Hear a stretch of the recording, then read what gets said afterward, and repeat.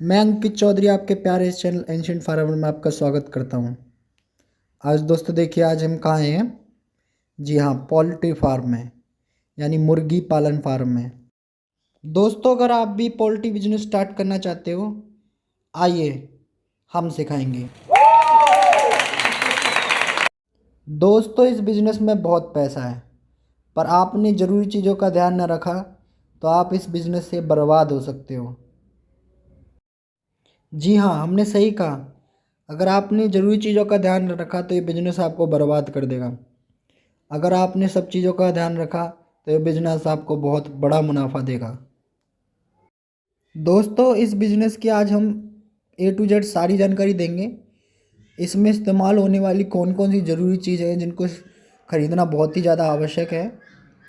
इसमें किस समय कौन सा चारा देना चाहिए, कौन सा चारा का इस्तेमाल करना चाहिए, और वो चारे की कितनी कीमत है, और इसमें हर हर वस्तु जो इस्तेमाल होने वाली है उसकी क्या कीमत है, उसकी आज हम सारी जानकारी आपको उपलब्ध कराएंगे। आइए सबसे पहले बिल्डिंग स्ट्रक्चर से शुरुआत करते हैं। इसकी लंबाई 150 मीटर और चौड़ाई इसकी लगभग 35 से 40 मीटर की होनी चाहिए। इतनी लंबाई चौड़ाई आपकी 5000 चूज़ों के लिए होनी आवश्यक है। चूज़ों को गर्मी से बचाने के लिए इसमें इस्तेमाल होने वाली शेड आपकी लोहे की ना होकर सीमेंट की होनी ज़रूरी है। बिल्डिंग बनने का खर्च 3 लाख से 5 लाख तक इजीली आ सकता है। दूसरा, इसकी दिशा पूर्व से पश्चिम की ओर होना आवश्यक है, क्योंकि अगर यह दिशा ना हुई तो गर्मी के समय में आपके चूजे गर्मी के कारण मर सकते हैं। बिल्डिंग तैयार होने के बाद में आपको पानी के लिए एक टंकी और 1 किलोवाट का सोलर पैनल होना ज़रूरी है। चूज़ों को खाना देने के लिए कुछ इस प्रकार की लैंप और पानी पिलाने के लिए कुछ इस प्रकार की लैंप का इस्तेमाल किया जाता है, और इसमें पानी पाइपों के द्वारा आता है। देखिए, ये जो पाइप हैं इनके द्वारा पानी आता है टंकी से। चूज़ों को ठंड से बचाने के लिए कुछ इस प्रकार की भट्टियों का इस्तेमाल किया जाता है, और गर्मी से बचाने के लिए इन पंखों का इस्तेमाल किया जाता है। पोल्ट्री फार्म में सबसे बड़ी समस्या होती है वो बदबू की होती है। उस बदबू से बचने के लिए हम देखो इन टेलर का इस्तेमाल करते हैं, जिससे हम ज़मीन को खोद देते हैं, जिससे अमोनिया की बदबू दूर चली जाती है। इन सब चीज़ को जुटाने का खर्चा आपका 7 से 8 लाख तक ईजिली आ सकता है। पहले इन सब चीज़ों को इकट्ठा कर लीजिए, फिर उसके बाद में फसल की शुरुआत की जाती है।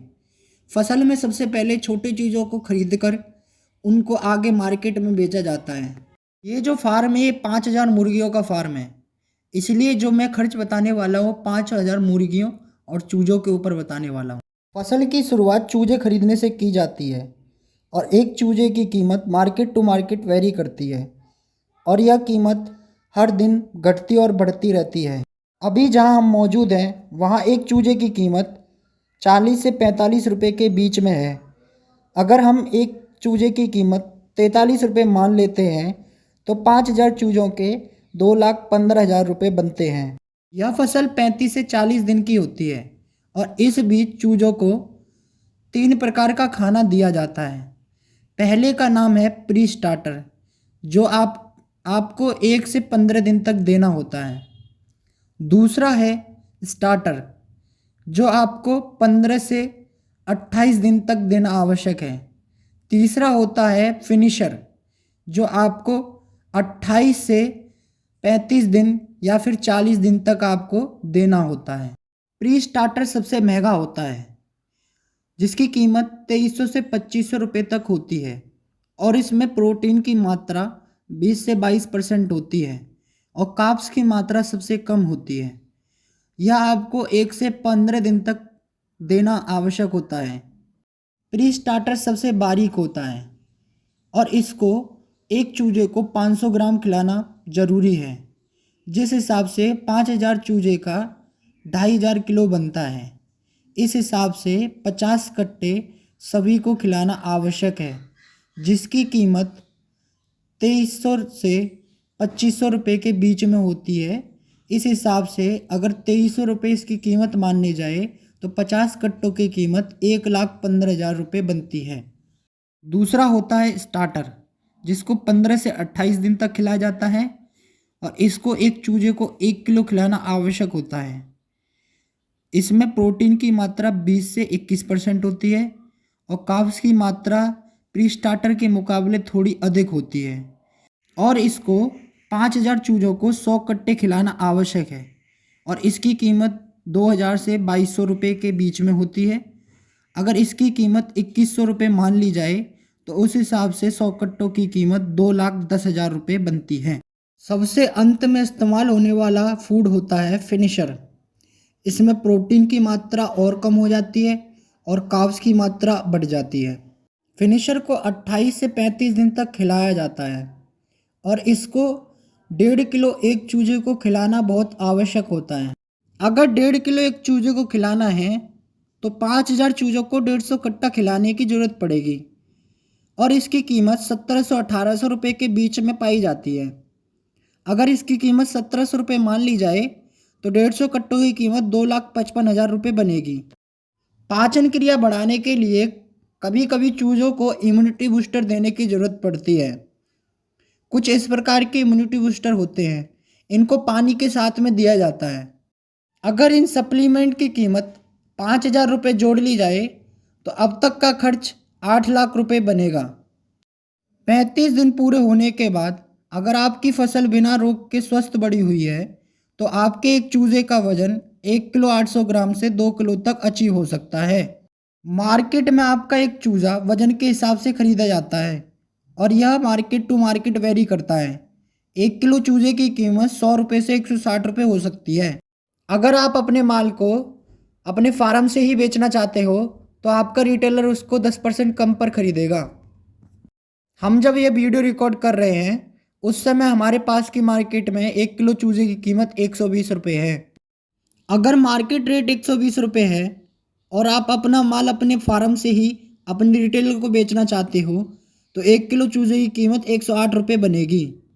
अगर आपके पास में 5,000 चूजे हैं और एक चूजे का वजन 2 किलो है तो आपके पास में 10,000 किलो माल होगा और 1 किलो चूजे का रेट अगर 108 रुपये है तो आप अपना माल 10,80,000 रुपये में बेच दोगे।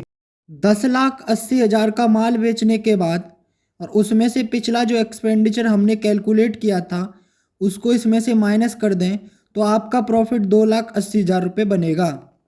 फसल बड़ी होते होते कुछ चूजे मर जाते हैं और बीमार पड़ने पर उन्हें वैक्सीन और दवाइयाँ भी देनी पड़ती हैं और अगर इनका खर्च 30,000 रुपये मान लेते हैं तो आपका फाइनल प्रॉफिट 2.5 लाख रुपये बनेगा। जो हमने 1 किलो चूजे का 120 रुपये रेट बताया वह 160 से 180 तक भी जा सकता है क्योंकि इसकी मार्केट बहुत जल्दी फ्लक्चुएट करती है और उस समय एक किसान को बहुत बड़ा प्रॉफिट तक हो सकता है। जैसा कि हमने बताया इस बिज़नेस में कितना प्रॉफिट है, पर उसके बावजूद भी कई पोल्ट्री फार्म कुछ समय बाद बंद हो जाते हैं। इसका कारण फार्म में आने वाली बीमारियां होती हैं। इनमें से कुछ बीमारियां इतनी खतरनाक होती हैं कि कुछ समय में आपके सारे चूजे मर सकते हैं। आपके साथ ऐसा ना हो इसलिए हम पोल्ट्री फार्म में आने वाली कुछ बीमारियों के बारे में कुछ चर्चा करेंगे।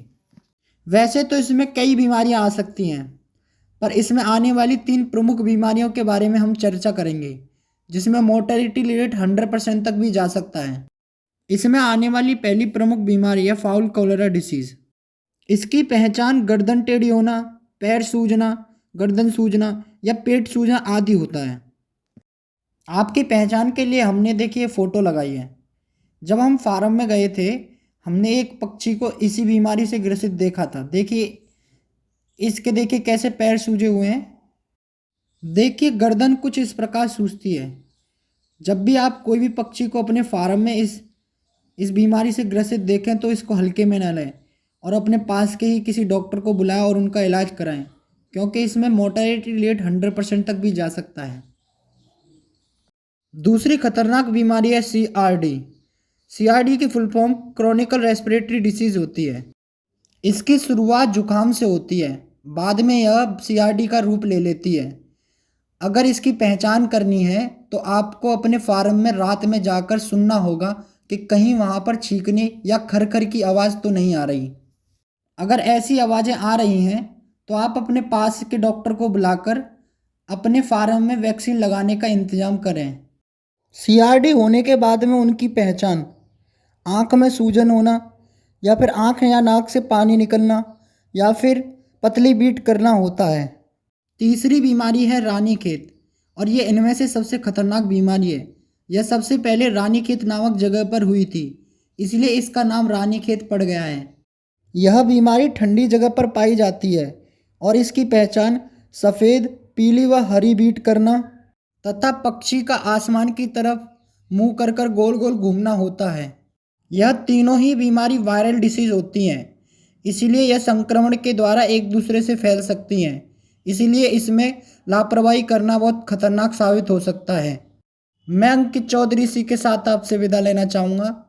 अगर हमारा प्रयास आपको सार्थक लगे तो हमारे चैनल को सब्सक्राइब करें, वीडियो को लाइक और शेयर करें। धन्यवाद। जय जवान, जय किसान।